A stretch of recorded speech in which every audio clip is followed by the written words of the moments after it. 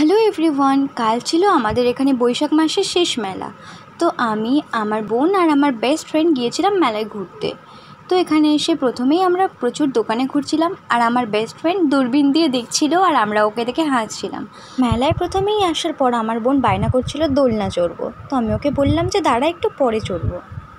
তো সামনের দিকে যাচ্ছিলাম, বিভিন্ন রকমের দোকান ছিল, সেখানে অনেক ভিড় হয়েছিল। আর যেহেতু লাস্ট মেলা ছিল, আর এই মেলাটা হচ্ছিল আমাদের স্কুল থেকে, তো সেই ছোট্টোবেলার কথাগুলো সব কিছুই মনে পড়ে যাচ্ছিল।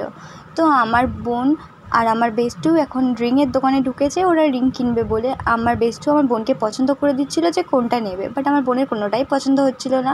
ও বলছিল হাতে পরে পরে দেখ। তো আমার বোন দেখছিল, কিন্তু কোনোটাই পছন্দ হলো না। তো লাস্টে আমরা রিংয়ের দোকান থেকে কিছুই নিলাম না। এতক্ষণ ঘাঁটাঘাঁটি করার পর যখন আমরা কিছুই নিলাম না, দোকানদারের মুখটা দেখার মতো ছিল।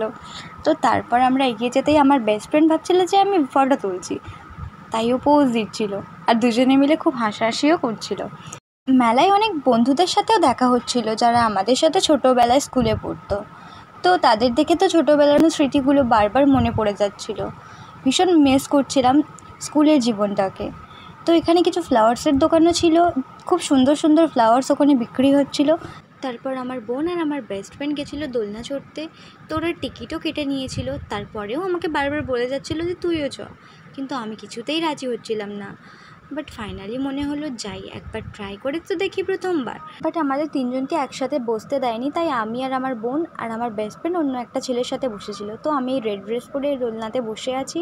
তারপর ভীষণ জোরে দোলনা চলতে শুরু করলো, ভীষণ ভয় লাগছিল বাট এনজয় করছিলাম। এরপর আমরা কিছু খাওয়া দাওয়া করলাম, তারপর বাইরের দিকে রওনা হয়ে গেলাম। তো দেখা হচ্ছে নেক্সট ভিডিওতে, ততক্ষণের জন্য bye bye, take care guys.